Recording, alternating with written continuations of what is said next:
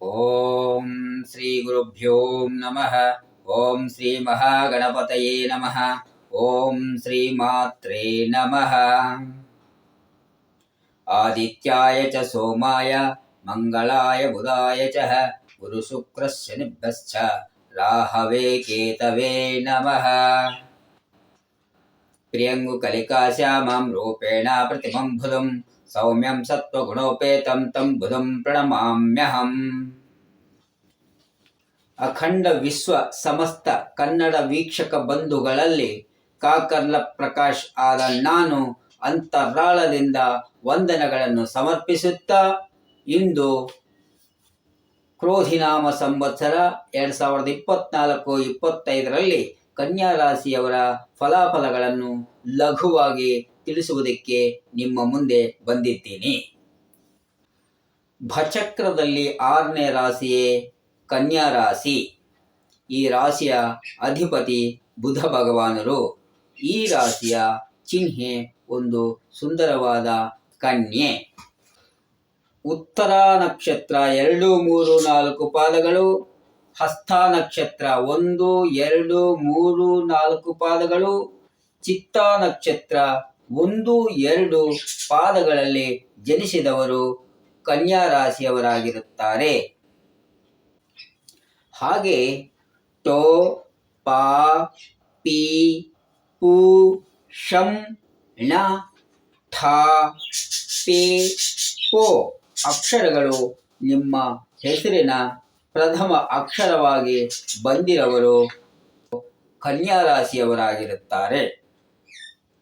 ಉದಾಹರಣೆಗೆ ಪಾರ್ವತಿ, ಪದ್ಮ, ಪವಿತ್ರ, ಪರ್ಣಿಕ, ಪೂರ್ಣ, ಪೂರ್ಣಿಮಾ, ಪುಣ್ಯವತಿ, ಪುಷ್ಪ, ಪುಷ್ಪಾವತಿ, ಪೇರಮ್ಮ, ಪೋಚಮ್ಮ, ಟೋನಿ, ಪಾಪಣ್ಣ, ಪದ್ಮನಾಭ, ಪದ್ಮರಾಜ್, ಪರಮೇಶ್, ಪರಂದಾಮ, ಪಟ್ಟಾಭಿ, ಪಳಿನಿ, ಪರಶುರಾಮ್, ಠಾಗೂರ್, ಪೇರಯ್ಯ, ಪೋತಪ್ಪ ಇತ್ಯಾದಿ ಹೆಸರುಗಳುಳ್ಳವರು ಕನ್ಯಾ ರಾಶಿಯವರಾಗಿರುತ್ತಾರೆ. ಈ ವರ್ಷ ಕನ್ಯಾ ರಾಶಿಯವರಿಗೆ ರಾಶಿಯಲ್ಲೇ ಕೇತು ಭಗವಾನರು ಸ್ಥಿತನಾಗಿರುತ್ತಾರೆ. ಸ್ವಲ್ಪ ಕಾಲವರೆಗೂ 8ರಲ್ಲಿ, ಆಮೇಲೆ ನವಮದಲ್ಲಿ ಗುರು ಭಗವಾನರು, ಷಷ್ಠಮದಲ್ಲಿ ಶನಿ ಭಗವಾನರು, ಸಪ್ತಮದಲ್ಲಿ ರಾಹು ಭಗವಾನರು ದೀರ್ಘಕಾಲ ಸ್ಥಿತನಾಗಿರುತ್ತಾರೆ. ಗುರು ಭಗವಾನರಿಂದ ಸರ್ವ ಕಾರ್ಯಗಳಲ್ಲಿ ಲಾಭ, ಸಂತೃಪ್ತಿ ಸಿಗುತ್ತದೆ.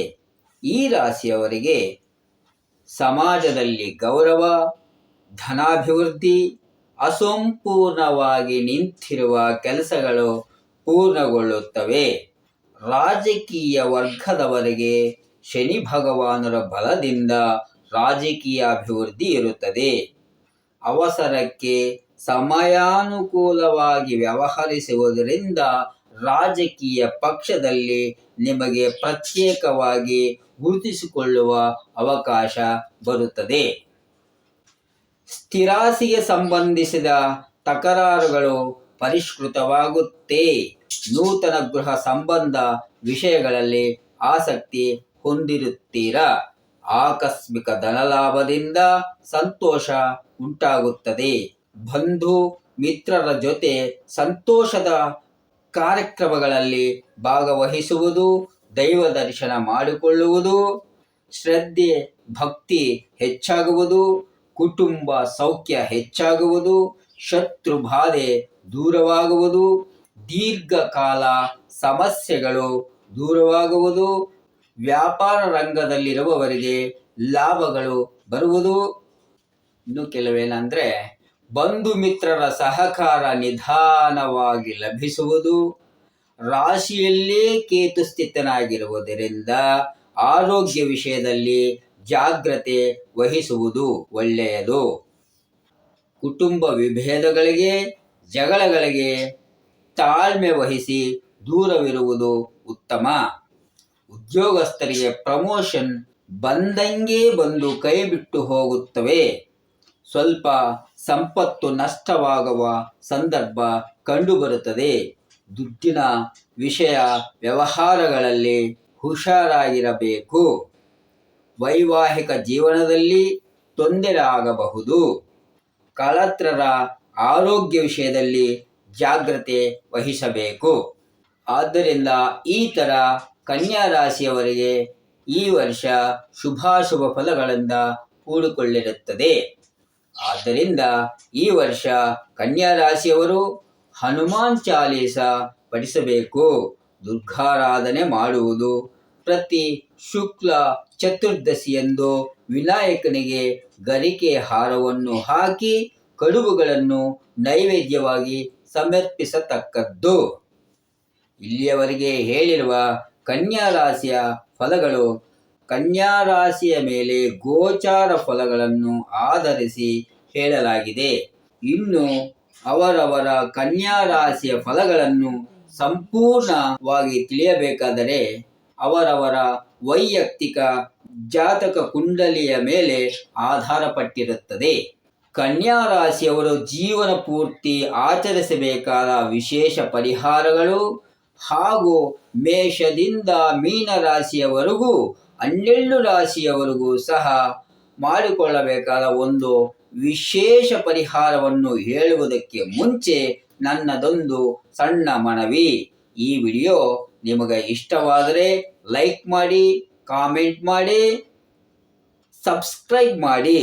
ಈ ವಿಡಿಯೋವನ್ನು ನೀವು ಸಂಪೂರ್ಣವಾಗಿ ನೋಡಿ, ಸಬ್ಸ್ಕ್ರೈಬ್ ಮಾಡಿ, ಲೈಕ್ ಮಾಡಿ, ಶೇರ್ ಮಾಡುವುದರಿಂದ ನನಗೆ ನೀವು ಪ್ರೋತ್ಸಾಹ ಕೊಡುವುದಲ್ಲದೆ ನಾನು ಸಂಕಲ್ಪಿಸಿದ ಸತ್ಸಂಗ ಸಮಾಜಾಭಿವೃದ್ಧಿಯಲ್ಲಿ ನೀವು ಸಹ ಭಾಗವಹಿಸಬಹುದು ಅಂತ ಹೇಳುತ್ತಾ, ಈ ಕನ್ಯಾ ರಾಶಿಯವರು ಜೀವನ ಪೂರ್ತಿ ಆಚರಿಸಬೇಕಾದ ಕೆಲವು ವಿಶೇಷ ಪರಿಹಾರಗಳು ತಿಳಿಸುತ್ತೇನೆ.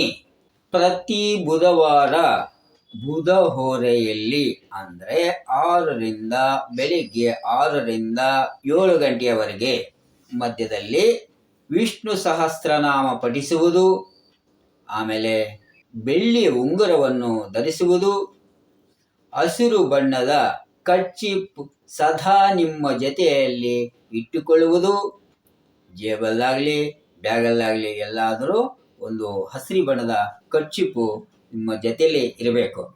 ಮನೆಯಲ್ಲಿ ತುಳಸಿ ಗಿಡವನ್ನು ಬೆಳೆಸಬೇಕು. ಶನಿ ಶಾಂತಿ ಮಾಡಿಸತಕ್ಕದ್ದು. ಯಾವಾಗ ಅನುಕೂಲ ಬರುತ್ತದೋ ನಿಮ್ಮ ನಕ್ಷತ್ರ ಗೊತ್ತಿದ್ದರೆ ನಿಮ್ಮ ನಕ್ಷತ್ರ ದಿವಸನೂ ಸಹ ಈ ಶನಿ ಶಾಂತಿಯನ್ನು ಮಾಡಿಸಬಹುದು. ಹಸಿರು ಬಣ್ಣದ ವಸ್ತುಗಳನ್ನು ನದಿ ಪ್ರವಾಹದಲ್ಲಿ ಬಿಡಬೇಕು. ಇತ್ಯಾದಿ ವಿಷಯಗಳನ್ನು ಶ್ರದ್ಧಾ ಭಕ್ತಿಯಿಂದ ಜೀವನ ಪೂರ್ತಿ ಯಾವಾಗ ಅನುಕೂಲವಾಗುತ್ತದೋ ಆಚರಿಸುವುದರಿಂದ ಕನ್ಯಾ ರಾಶಿಯವರ ಜೀವನ ಸ್ವರ್ಣಮಯವಾಗುವುದು ಎನ್ನುವುದರಲ್ಲಿ ಯಾವುದೇ ಸಂದೇಹವಿಲ್ಲ. ಹಾಗೂ ಈಗ ಮೇಷ ರಾಶಿಯಿಂದ ಮೀನ ರಾಶಿಯವರೆಗೆ 12 ರಾಶಿಯವರೆಲ್ಲರಿಗೂ ಈ ಪರಿಹಾರವನ್ನು ಮಾಡಬೇಕು. ಅನಾರೋಗ್ಯದಿಂದ ಬಳಲುತ್ತಿರುವ, ಅಲ್ಪಾಯುಷ್ಯು ಇರುವ, ನಿದ್ದೆಯಲ್ಲಿ ಬೆಚ್ಚು ಬೀಳುವ ಮಕ್ಕಳಿಗೆ ಶನಿವಾರದಂದು ಹನುಮಾನ್ ವಿಗ್ರಹದ ಸಣ್ಣ ಬಿಲ್ಲೆಯನ್ನು ಕತ್ತಲ್ಲಿ ಧರಿಸಬೇಕು. ಇದರಿಂದ ಮಕ್ಕಳಲ್ಲಿ ಅಭಿವೃದ್ಧಿ ಕಾಣುವುದರಲ್ಲಿ ಯಾವುದೇ ಸಂದೇಹವಿಲ್ಲ. ಹಾಗೂ ಇವತ್ತು ಒಂದು ವಿಶೇಷ ಗೃಹ ವಾಸ್ತು ಸೂಚನೆಯನ್ನು ತಿಳಿಸುತ್ತೇನೆ. ಗೃಹ ನಿರ್ಮಾಣದ ಸಮಯದಲ್ಲಿ ದಕ್ಷಿಣ ಪಶ್ಚಿಮ ಭಾಗದಲ್ಲಿ ಬಿಟ್ಟಿರುವ ಜಾಗಕ್ಕಿಂತ ಪೂರ್ವ ಉತ್ತರ ಭಾಗದಲ್ಲಿ ಖಾಲಿ ಜಾಗವನ್ನು ಜಾಸ್ತಿ ಬಿಡಬೇಕು.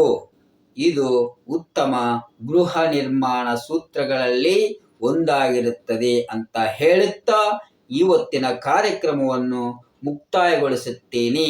ಸರ್ವೇ ಜನಾಃ ಸುಖಿನೋ ಭವಂತು, ಸಮಸ್ತ ಸನ್ಮಂಗಳಾನಿ ಭವಂತು.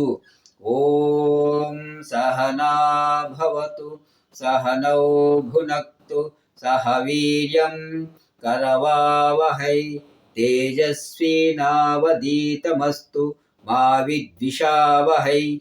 ಓಂ ಶಾಂತಿ ಶಾಂತಿ ಶಾಂತಿ. ಹರಿ ಓಂ.